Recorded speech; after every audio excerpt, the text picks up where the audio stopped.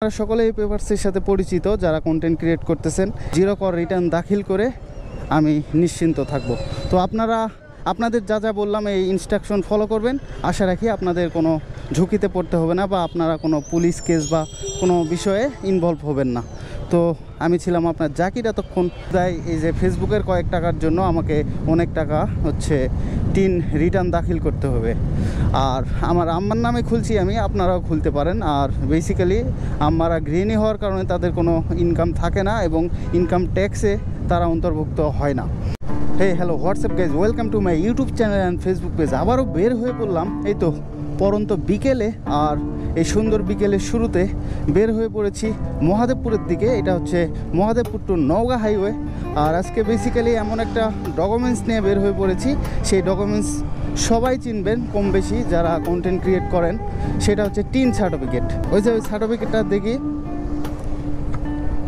তো, এই যে এটা হচ্ছে এই ডকুমেন্টস বা এই পেপারসের সাথে আপনারা সকলেই পরিচিত যারা কন্টেন্ট ক্রিয়েট করতেছেন। কিন্তু এই পেপারস নিয়ে আপনারা অনেকভাবে বিভ্রান্তিতে পড়েছেন, অনেক ভুল বুঝছেন যে এটাতে কর রিটার্ন দাখিল না করলে পুলিশ কেস হবে, এইটা হবে ওইটা হবে। সেই সব বিষয় নিয়ে আপনাদের সাথে আলোচনা করার জন্য আমি চলে আসলাম। আমি আপনার জাকির। তো এই তো চলুন শুরু করা যাক। তো বিষয় হচ্ছে যারা টিন সার্টিফিকেট কাজের জন্য খুলেছেন তাদের তো সমস্যা নাই, তারা সব কিছুই জানেন। আর যারা শখের বসে খুলেছেন কিন্তু তারপর দেখতেছেন যে একটা গলায় কাটা বেঁধে গেছে, এরকম একটা অবস্থা, এরকম ভাবতেছেন, আসলে এটা নিয়ে বিভ্রান্তি হওয়ার কোনো প্রশ্নই ওঠে না। কারণ যে আপনারা যদি না বুঝে টি সার্টিফিকেট যদি না বুঝে খুলে থাকেন, তাহলে ধরেন যে স্টুডেন্ট গৃহিণী আপনাদের তো ভাই কোনো ওইভাবে ইনকাম নাই। আর টিন সার্টিফিকেটের একটা রুলস আছে এবং আইন জারি রয়েছে যে বছরে যদি 3 লক্ষ টাকার বেশি যদি ইনকাম থাকে তাহলে আপনাকে টিন জমা দিতে হবে বা ট্যাক্স দিতে হবে।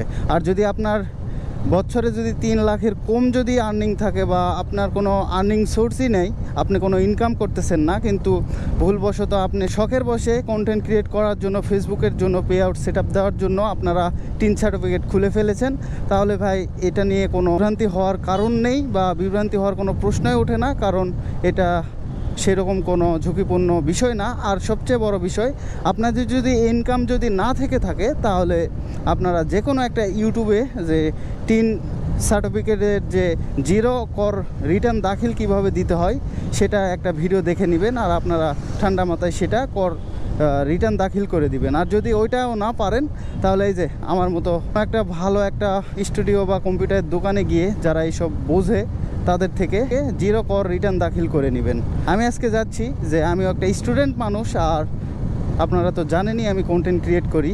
আর সেটার কারণেই যে আমি আজকে যাচ্ছি টিন সার্টিফিকেটের জিরো কর রিটার্ন দাখিল দিতে। আর বেসিক্যালি ওইটা আমার নামে খোলা ছিল না, কারণ এখন আজকে আমি ইনকাম না করি, ধরেন যে সামনের দিকে তো ইনকাম হবে বা ইনকাম করব, তখন কিন্তু হুদাই এই যে ফেসবুকের কয়েক টাকার জন্য আমাকে অনেক টাকা টিন রিটার্ন দাখিল করতে হবে। আর আমার আম্মার নামে খুলছি আমি, আপনারাও খুলতে পারেন। আর বেসিক্যালি আম্মারা গৃহিণী হওয়ার কারণে তাদের কোনো ইনকাম থাকে না এবং ইনকাম ট্যাক্সে তারা অন্তর্ভুক্ত হয় না। তো আপনারা বুঝে শুনে টিন সার্টিফিকেটটা খুলতে পারেন। আর যারা আপনারা খুলে ফেলেছেন কিন্তু আপনাদের ইনকাম নাই, আপনারা বিভ্রান্তিতে পড়ছেন, বিভিন্ন চিন্তা আপনাদের ভিতরে ঢুকছে, এইটা নিয়ে ভাবার কোনো প্রয়োজন নেই। আপনারা নিজেরাই পারবেন এই টিন সার্টিফিকেট জিরো কর রিটার্ন দাখিল করতে। আর যদি না পারেন তাহলে এই তো আমার মতো যে কোনো একটা ভালো স্টুডিও বা কম্পিউটারের দোকানে গিয়ে আপনারা রিটার্নটা দাখিল করে নিতে পারেন। আপনারা যদি ইনকাম না করে থাকেন তাহলে এটা ঝুঁকি না, ঠিক আছে, কিন্তু ভাই আপনাদের তো জিরো কর রিটার্ন দাখিল করতে তো টাকা লাগে না, ওটা এমনিতেই 10 মিনিটের মধ্যে আপনারা ফ্রিতে করতে পারবেন। আর ওইটা প্রতি বছর আপনি নভেম্বর মাসে 1 থেকে 30 তারিখ মানে ফুল মাসটাই কর রিটার্ন দাখিল করা যায় আইনতভাবে। তো আপনারা নভেম্বর মাসে অবশ্যই কর রিটার্ন দাখিলটা করে নেবেন। আর যদি না করেন ভাই, প্রিভিয়াসে আপনারা যেটা করেন নাই সেটা ট্যাক্স আপনাকে দিতে হবে। প্রতি বছরে 1000 থেকে 5000 টাকা আপনাকে গুনতে হবে।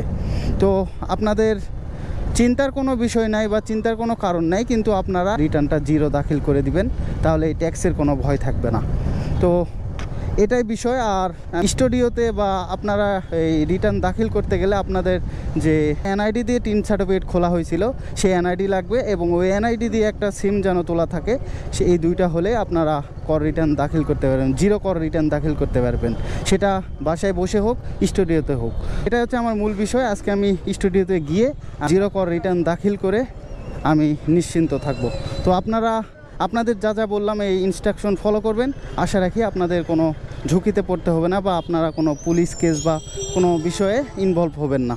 তো আমি ছিলাম আপনার জাকির এতক্ষণ। তো আপনারা যে যেখান থেকে আমার ভিডিও দেখছেন আর ভিডিওটা পেয়ে আপনাদের কতটা উপকার হলো সেটা অবশ্যই কমেন্ট বক্সে বলবেন, আর ভিডিওটা কেমন লাগছে সেটাও বলবেন। তো আমি ছিলাম আপনার জাকির এতক্ষণ। তো আবারও নিউ অ্যানাদার ব্লগ ভিডিওতে আপনাদের মাঝে দেখা হবে এবং নতুন কিছু নিয়ে আসবো। আমার ভিডিও কাছে দূরে যে যেখান থেকে দেখুন সবার জন্য সুস্বাস্থ্য কামনা করছি। সবাই ভালো থাকবেন, সুস্থ থাকবেন। আল্লাহ হাফেজ।